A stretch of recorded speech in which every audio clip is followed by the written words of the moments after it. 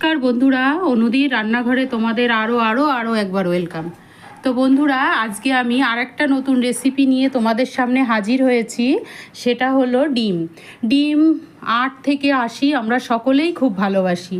তো এই ডিমের নানা ধরনের রেসিপি হয়, আমি তোমাদের আমার এই চ্যানেলে অনেক কিছু দেখিয়েছি। আজকে আর একটা নতুন রান্না করব, সেটা হচ্ছে ডিমের কোরমা। রাজকীয় স্বাদে ডিমের কোরমা কিভাবে করতে হয় চলো তোমাদের সাথে শেয়ার করি। দেখো, ডিমের কোরমা করতে আমি এখানে 6টা ডিম নিয়েছি। ডিমটাকে আমি একটু চিড়ে রেখেছি।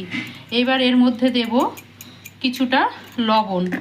আর এই কোরমার রেসিপিতে চেষ্টা করবে হলুদটা কম দেওয়ার, কারণ এটা একটু সাদা সাদাই দেখতে হয়। আর দেব একটু গোলমরিচের গুঁড়ো। এটা দিয়ে আমি একটু সময় ডিমটাকে মেখে রেখে দেব, যাতে এটার মধ্যে মশলাগুলো ঢুকে যায়। তার মাঝখানে আমি এখন করে নেব কিছু পেঁয়াজের বেরেস্তা। তো চলো পেঁয়াজের বেরেস্তাটা এখন করে নিই, ডিমটা মাখা থাক। তো বন্ধুরা, কড়াইতে আমি অলরেডি তেল বসিয়ে দিয়েছি। এখন দেখো আমি পেঁয়াজটাকে বেরেস্তা করে নিচ্ছি।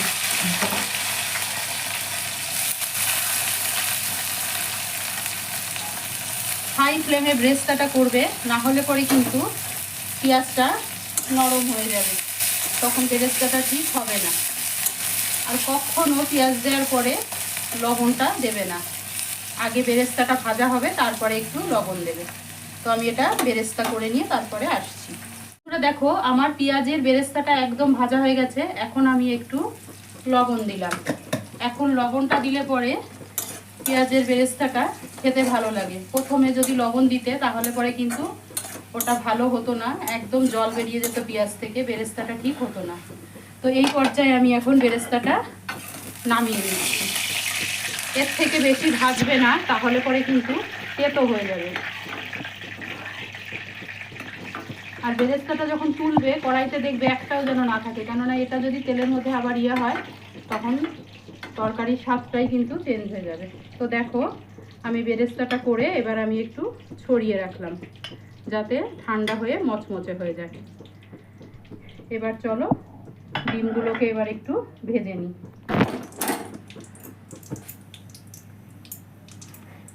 তো এই তেলের মধ্যেই দেখো বন্ধুরা, আমি ডিমগুলোকে একদম হালকা করে একটু ভেজে নেব।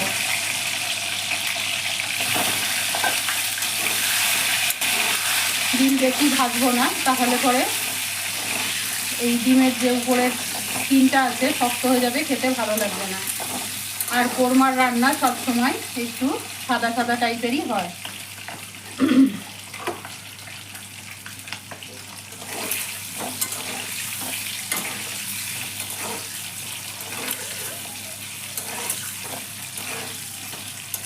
খুব সুন্দর ভাজার প্রয়োজন নেই, জাস্ট একটু এদিক ওদিক করে দেখো আমি এবার নামিয়ে নিচ্ছি। 1-2 মিনিট একটু নাড়া করলেই হয়ে যাবে। এবার দেখো আমি এই বাটির মধ্যে ডিমগুলোকে এবার নামিয়ে নিলাম। দেখো, খুব একটা ভাজিনি, জাস্ট হালকা করে একটু ভেজে নিয়েছি। এবার চলো এই যে কড়াইতে তেলটা রয়েছে, এই তেলের মধ্যে আমি আর একটু জাস্ট সামান্য 1-1.5 চামচ মতো তেল অ্যাড করলাম। এবার এটার মধ্যে আমাকে দিতে হবে কিছু ফোড়ন। তো কি ফোড়ন দিই দেখো,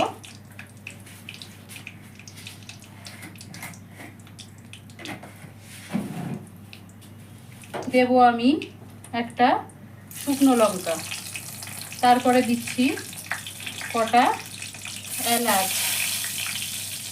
দারচিনি। এবার দিচ্ছি কটা এলাচ। দেওয়ার পরে এবার আমাকে দিতে হবে একটা বড় সাইজের পেঁয়াজকে আমি গ্রেট করে রেখেছি। দেখো, খুব একটা ভালো বাটিনি, আবার গোটা গোটাও নেই, মোটামুটি মিক্সিতে একবার একটু নেড়ে নিলেই হবে। বেশি পেস্ট হয়ে গেলে পরে আমার যেন মনে হয় রান্নাটা ঠিক স্বাদটা অন্য রকমের হয়। এটা আমার পছন্দ, তোমাদের যদি মনে হয় একদম পেস্ট করে দেবে তাহলে দিতেই পারো। তো এবার আমি পেঁয়াজটাকে খুব সুন্দর করে ভেজে নিতে হবে। তো পেঁয়াজটা আমি একটু সময় করে ভেজে নিচ্ছি। দেখো আমার পেঁয়াজটা একদম লাল লাল করে সুন্দর ভাজা হয়ে গেছে। এবার আমি একটা মশলা দিচ্ছি, দেখো 1/2 চামচ জিরে বাটা, 1/2 চামচ ধনে বাটা আর 1/2 চামচ লঙ্কার গুঁড়ো। এটা দিয়ে আমি একটা মিক্স করে রেখেছি, সেটা আমি এখন দিয়ে দিলাম। দিয়ে মশলাটাকে এখন যতক্ষণের কাঁচা গন্ধ না যায় ততক্ষণ আমাকে একটু ভেজে নিতে হবে। সরি, তোমাদের বলতে ভুলে গেছি, এর মধ্যে একটু আদাও দেওয়া ছিল।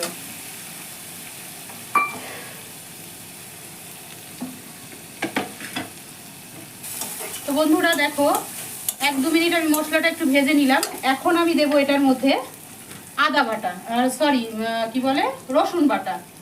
তোমরা বলবে রসুনটা কেন আগে দিলাম, রসুনটা তেলের মধ্যে দিলে ওটার আলাদা একটা ফ্লেভার আসে, কিন্তু এই মশলার মধ্যে দিয়ে যদি রসুনটাকে আমি এখন সাতলাই সেটার ফ্লেভারটা আলাদা হবে। এবার আমি জাস্ট 1 ফোঁটা জল দিয়ে এই মশলাটাকে সুন্দর করে এখন কষে নেব।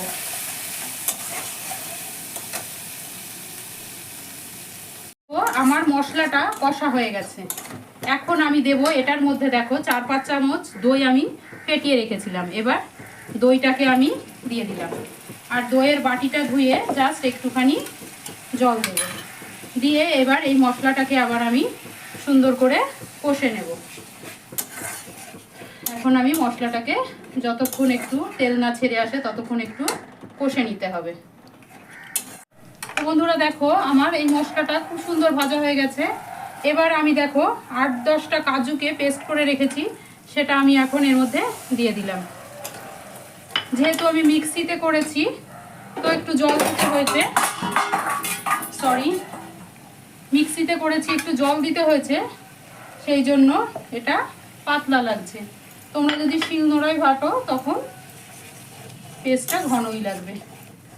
তো এবার আমাকে দিতে হবে, মশলাটা কষা হতে হতে স্বাদ অনুসারে এখন আমাকে লবণ দিতে হবে। আমি ডিমে শুধু অল্প একটু লবণ দিয়েছিলাম, তো এবার যতটা লবণ লাগছে গোটাটাই আমাকে এখন দিয়ে দিতে হবে।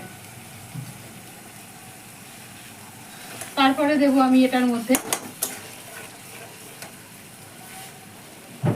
একটু চিনি। শাহি রান্নাগুলো একটু মিষ্টি মিষ্টি ধরনেরই হয়। এবার আমি এটাতে দেব একটুখানি লঙ্কার গুঁড়ো, মানে লঙ্কাটা একদমই কম দিয়েছিলাম, তো একটু লঙ্কার গুঁড়ো দিলাম। এবার আমি দিয়ে দেব এটার মধ্যে ভিজিয়ে রাখা কিছু কাজু আর কিশমিশ।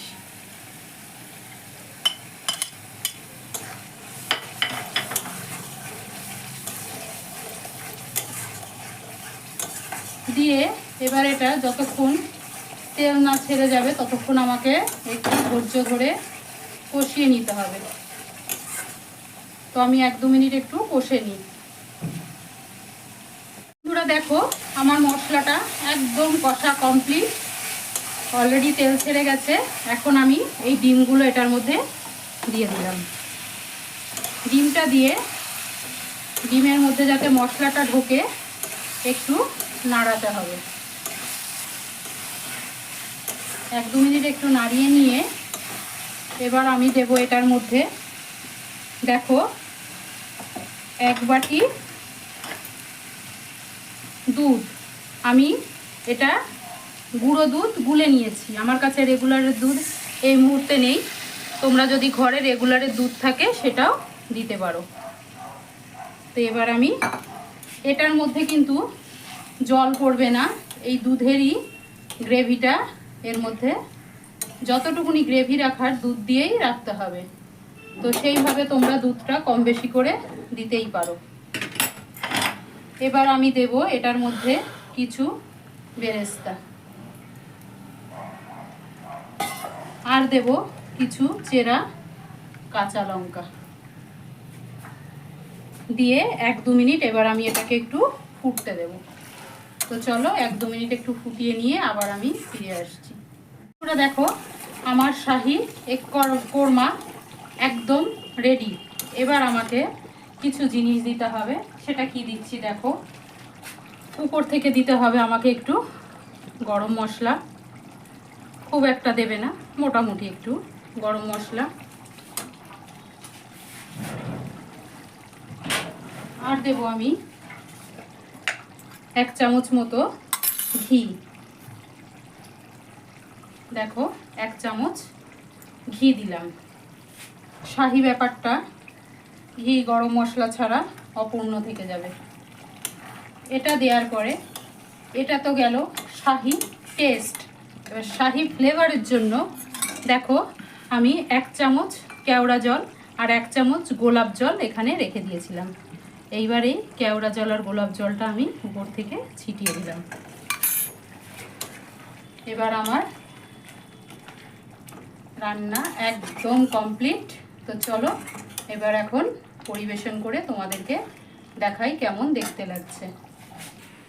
তাহলে বন্ধুরা আমার শাহি এগ কোরমা একদম কমপ্লিট, নামিয়ে দিয়েছি। এবার দেখো উপর থেকে আমি কিছু বেরেস্তা ছিটিয়ে দিলাম। এটা খেতেও ভালো লাগে, মুখে যখন পড়ে মিষ্টি মিষ্টি লাগে এবং দেখতেও সুন্দর লাগে। তাই বেরেস্তাটা ছিটিয়ে তোমরা পরিবেশন করবে, তাহলে দেখবে খেতে অদ্ভুত লাগবে। তাহলে বন্ধুরা দেখতে পেলে আমি কত সুন্দর একটা ডিমের রেসিপি তোমাদের সামনে হাজির করলাম। তো এই রেসিপিটা ভাত বলো, রুটি বলো, লুচি বলো, লাচ্ছা বলো, নান বলো, যে কোনো কিছুর সাথে, কুলচা বলো, একদম জমে যাবে। তোমরা আমার উপর বিশ্বাস রাখো। আর বন্ধুরা যদি আমার এই রান্নাগুলো তোমাদের ভালো লাগে তাহলে প্লিজ প্লিজ নতুন বন্ধুরা আমার চ্যানেলটাকে সাবস্ক্রাইব করে দিও। তোমাদের একটা সাবস্ক্রাইব আমার কাছে অনেক মূল্যবান। আমি কৃতজ্ঞ থাকবো তোমাদের কাছে। যদি আমার রান্নাগুলো তোমাদের ভালো লাগে তাহলেই দেবে, না হলে দিতে হবে না। আর কমেন্টস করো, প্রচুর কমেন্টস করো, এবং কেমন লাগছে আমার রান্নাগুলো, তোমরা কী ধরনের রান্না চাইছো আমাকে জানালে আমি খুব খুশি হব। বন্ধুবান্ধবের মধ্যে শেয়ার করো, লাইক করো। তাহলে পরে বন্ধুরা আজকে চললাম, আর একদিন দেখা হবে আবার অন্য কোনো রেসিপি নিয়ে। ততক্ষণের জন্য সকলে ভালো থেকো।